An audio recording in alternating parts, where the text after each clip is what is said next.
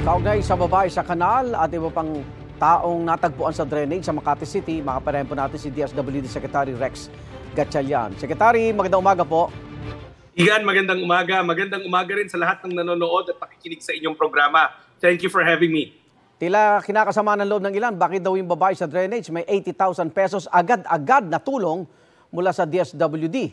Pero yung mga manggagawa, taxpayer, hindi naman daw basta-basta nagkakaroon ganong kalaking pera.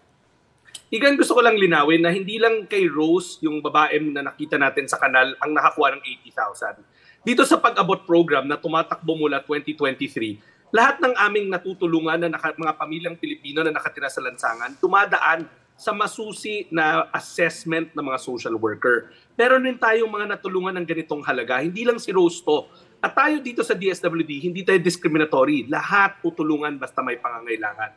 Pero ang tulong, syempre, dadaan muna sa assessment or sa case management ng social worker natin. Yung halaga na yan, ang nagtakda niyan, hindi ako, hindi kahit sino sa departamento, kundi yung handling social worker ni Rose. Sa kanyang rekomendasyon, sa kanyang intake, ay nakita niya na ito ang tamang intervention para makapagsimula muli si Rose. At Igan, gusto ko rin i-point out na may guidelines ang DSWD sa bawat programa. Lahat ng programa natin nakatakda kung ano ang minimum amount, ano ang maximum amount, pero lahat yan, katulad sa iba't iba pa naming programa, dadaan muna sa masusing pag-aaral ng mga social worker natin. Nasabi ba, ba't nasa Imbornal siya?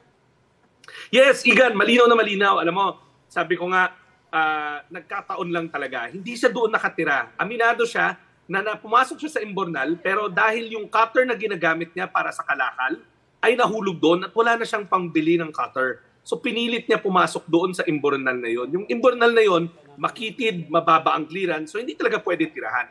Sabi niya, 1 year ago, talaga nasa lansangan sila ng kanyang partner. Pero sinikap nila. Ang ginagawa niya, nangangalakal siya, kumikita siya ng 300 pesos kada araw. Yung partner niya na barker, 200 pesos. So imagine mo, sa maliit na halaga na 500 pesos, ngayon, umuupa sila. Bago pa nangyari lahat to, umuupa na sila. Kay Rose, nakita namin yung determinasyon na iayos ang kanyang buhay. At nakita namin na kahit na walang pinag-aralan, mababa ang natapos, ay talagang gumagawa sila ng paraan maialis ang kanilang mga sarili sa lansangan. At dito papasok ang utos ng ating Pangulo. Sabi nga ng Pangulo sa akin nung sumama ako sa departamento, kailangan walang pamilyang Pilipino na nakatira sa lansangan. Kaya yan ang ginagawa ng Oplan pag-abot namin since 2023, kung saan mahigit sa 5,000 pamilya na ang nailikas natin mula sa panganib ng pagtira sa kalsada at dinala na natin sa mga shelter natin or naiuwi natin sa kanilang mga probinsya or katulad ni Rose na ibalik natin sa kanyang komunidad na may kaakibat na tulong pinansyal para makapagsimula muli. Hindi ba kayo nababahala? Maraming maglabasan sa Imbornal? Actually, Igan, iniikutan namin. Kasi noong 2023 pa, tulad na nabanggit ko, itong Oplan pag-abot na program, umiikot tayo sa mga lansangan, overpass, underpass. Pero nagulat kami na meron palang nakatira sa loob ng mga drainage system. Sabi ko nga nung na-interview ko last week, ang panawagan ko sa mga netizen natin, tulungan nyo kami na i-report kung may nakikita kayo, picturean nyo lang, padala nyo sa amin, i-post nyo sa aming Facebook account ng DSWD or ng pag-abot ng DSWD. At kami kaagad-agad magpapadala ng aming mga social workers para matulungan yung mga pamilya na yon. Sa lawak ng Metro Manila, kailangan namin ng tulong nyo. Opo. Ingat kayo, yung iba magnanakaw ng kable. Secretary, marami nag-react sa pagtawag ng DSWD ng honorary social worker sa babaeng lumabas sa drainage. Bakit po siya binigyan ng ganitong titulo? Well, una, Igan, gusto ko lang linawin wala kaming kino-confer na opisyal na papel, wala kaming binibigay na any diploma or honorary diploma. Wala sa kapangyarihan namin yon. Pero nung mga pagkakataon na yon, kasama ko yung isang social worker, dalawa sila actually, nakitaan nila kay Rose, hindi yung skills. Alam namin na grade 2 lang natapos ni Rose. Alam natin wala siyang skill set ng pagiging isang social worker dahil grade 2 lang natapos niya. Pero ang nakita natin doon, yung mga values ng isang social worker. Yung pagiging compassionate, yung pagiging may empathy sa kapwa, at yung pagiging altruistic, yung gustong tumulong kahit na siya mismo kailangan niya ng tulong para sa kanyang sarili. Bumulong sa akin yung mga social worker na katabi ko, sabi nila, "Sir, yan ang mga katangian ng isang social worker." Ang pinag-uusapan nila doon, yung description, yung katangian, hindi yung mismong profesyon. Opo. Sabi ko, yung term na yun is merely symbolic. dahil sabi nung dalawang, hindi naman ako ang nag-coin nun. Binulong din sa akin yun ng dalawang social worker na kasama ko kasi nakita nila yung mga katangian that makes social work special. Alam niyo, sa lahat ng profesyon sa buong mundo, kaya ko sabihin to, kahit di ako social worker kasi nakakatrabaho ko sila mula nung mayor pa ako. Ang pinaka-noble, ang pinaka-profesyon na may pinakamalaking puso ang pagiging social worker. Alam niyo, lahat ng profesyon may skills. Pero ang kakaiba sa mga social worker, yung puso talaga. Yung kagustuhan na makatulong sa kapwa, yung compassion, pati yung empathy. Yun yung tinutukoy ng mga social worker natin nung binadsagan nila si Rose na honorary social worker. Okay. Pero ilan, mabilisan lang. Kung sakaling may na-offend ang termino na to sa hanay ng ating mga social worker, ako na mismo ang humihingi ng paumanhin. Hindi yun ang mission or hindi yun ang intensyon ng mga social worker namin o ng departamento o myself in giving her that symbolic title. Pero gusto ko kayo i-assure ulit na alam ko na wala sa kapangyarihan ng DSWD mag-confer ng kahit na anong degree dahil hindi naman, wala yan sa kapangyarihan namin. Opo. Yun lamang ay honorary, symbolic na verbal na pagkagawad dahil nga sa kanyang mga katangian na hinangaan ng aming mga social worker. Secretary, kamusta na raw yung ibang nakita nyo na nakatira sa drainage? Meron ding pabulang 80,000 pesos? Igan, una hindi siya pabuya. Igan, gusto ko linawin na ito ay parte ng programa ng pag-reintegrate sa komunidad. Ibabalik, kung ibalik mo lang yung mga tao sa kanilang komunidad, uulit at uulit lang to. Kailangan matulungan natin sila magkaroon ng bagong pag-asa at makapagsimula ng bagong buhay sa pamamagitan ng economic grant. Igan, lahat yan. Mula nung nagsimula ang Oplan Pag-abot, talagang tumutulong na tayo financially sa kanila dahil nga gusto natin maiayos ang bago nilang buhay. Bigyan kita ng example. Meron kaming kaso late last year, yung mga kababayan nating mga Aita, pag bumababa sila na Maynila, na-round up namin sila, na-reach out namin sila, reach out. At ang sabi nga nila, may lupa nga sila, wala naman silang kalabaw na pang-toil o pang-araro. So ang ginawa ng DSWD, tinulungan sila bumili ng kalabaw. So, Igan, gusto ko maintindihan ng mga tao na ito ay hindi pabuya, hindi ito reward. Kung hindi ito ay tulong para makapagsimula sila muli. And Igan, dumadaan yan sa assessment. So going back sa tanong mo, wala kaming nahanap sa mga kanal nung nag-ikot kami kasama ni Rose. Siya ngayon nag-volunteer na ituro sa amin saan at kausapin. Importante kasi siya dahil pag kami lang nakikita minsan, nagtatakbuhan. Pero tinuro ni Rose saan sila maaring nagpupunta doon sa ilalim ng Skyway. Nung kasama ko sila, may mga nailikas kami dahil tinulungan kami ni Rose mangumbinsi. Kaya nga, sabi ko nga, mahaba-haba pa dahil sa talaan namin, may mga 10,000 yan, 5,000 pa lang na pamilya or individual ang aming nailikas.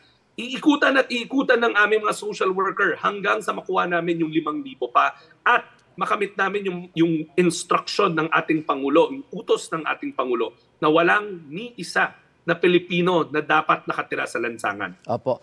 Pwede bang mabago yung ayuda system natin tulad ng AKAP o AIC? Sabi ng iba, baka ang kailangan nila ay trabaho, pabahay, scholarship.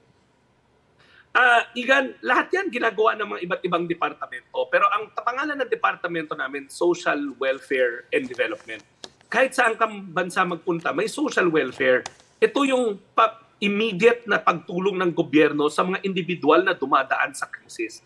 Yung AIC at AKAP, ganun ang purpose niya. Na pag may kailangan ka ngayon, may kamatayan, may sakit, at Igan, ulitin ko, hindi lang to para sa mahihirap. Yung AKAP para sa mga minimum wage earner pababa. Pero yung AIC para kahit na sa lahat ng mamamayan natin. Importante, ipakita mo sa aming mga social worker na meron kang pangangailangan, may krisis kang pinagdaraanan, sakit, kamatayan, sudden unemployment. Ang social welfare, nandyan yan dahil tulong yan ng Estado. Pero hindi naman ibig sabihin na yan lang ang ginagawa natin. Tandaan nyo, may apelido ang aming departamento, development. At sa development, yan yung mga pangmatagalan na programa para maiahon ang kababayan natin mula sa kahirapan. Opo. Case in point, itong ginawa natin kay Rose. Maaring madali, binigyan na lang siya ng ayuda. Pero sa totoo, yung ibinigay, hindi ganoon ang ginawa. Yung economic grant na ibinigay sa kanya, may mga kaakibat na kondisyon yon at babantayan siya ng social worker. Katulad doon, nung unang pagbigay, hindi naman 80,000 binigay kaagad, kundi in tranches yan. sinamahan siya ng social worker, sinigurado na namili siya ng mga stocks para sa kanyang tindahan. Araw-araw, hindi man araw-araw, pero madalas na i-visit siya, home visit, i-validate na yung mga kasunduan namin na kailangan mapunta sa tama yung pera na ibinigay sa kanya, babantayan yon. So, sa DSWD, lahat naman ng ating ginagawa ay dumadaan sa mga social worker, maging yung social welfare, yung ayuda. Opo. Hindi yan basta-basta ibibigay sa iyo pag hindi ka nasusuri ng ating mga social worker o na-assess. Pero may ginagawa tayong pangmatagalan katulad ng iba't ibang mga departamento na may scholarship grants. Alam mo, sa DSWD may education grants kami, pero conditional rin yun. Nag-tutor yung mga bata sa public school para sa mga hindi marunong magbasa ng mga grade 2 students. So, inuunti-unti nating baguhin para may kaakibat lahat na kondisyon, pero ang assurance ko, may monitoring lahat yan. Okay, lumabas sa isang pag-aaral na nabawasan daw ang pagkagutom ng mga benepisaryo ng inyong walang gutom program. Paano ito pakikinabangan ng mas maraming Pilipino? Tama yan, Igan. Ang utos nga ng ating Pangulo, pangalawang utos sa akin nung sumali ako sa kabinete, wakasan na ang kagutuman. Kaya nilabas natin ng DSWD ang walang gutom program kung saan may food stamps o food credits na ibinibigay sa mga food poor families para magpunta sila sa mga tindahan na accredited at bumili ng masustansyang pagkain. Ngayon, 300,000 na sa iba't ibang dako ng bansa ang mga pamilya na naka-enroll at nakakakain ng maayos. Kaya sabi nga ng survey ng SWS na kinomission ng Globe, Igan, hindi kami ang nag-commission nito, SWS rin ito at Globe, bumababa ng insidente ng kagutuman sa mga benepisyaryo na to. So ang utos ng Pangulo, palawakin pa ang programa. Within the year, another 300,000 na pamilya ang maipapasok sa programa. So aakyat na tayo ng 600,000 at next year, another 150,000. So ang suma total, 750,000 na pamilyang Pilipino na makakakain ng masustansya, maayos at mamura na pagkain. Ito ay programa para once and for all, wakasan natin ang kagutuman. Palagay ko, Igan, ito lang ang pamahalaan, ito lang ang presidente na may ganitong programa para sabihin na natin na tapusin na natin ang kagutuman. Kasi lumalaki ang ating ekonomiya, pero kailangan matulungan rin natin ang mga nasa ilalim ng ating society o ng ating komunidad. Maraming salamat, DSWD Secretary Rex Gatchalian. Ingat po! Maraming salamat, Igan. Maraming salamat. Magandang umaga. Igan, mauna ka sa mga balita, mag-subscribe na sa GMA Integrated News sa YouTube para sa iba't ibang ulat sa ating bansa.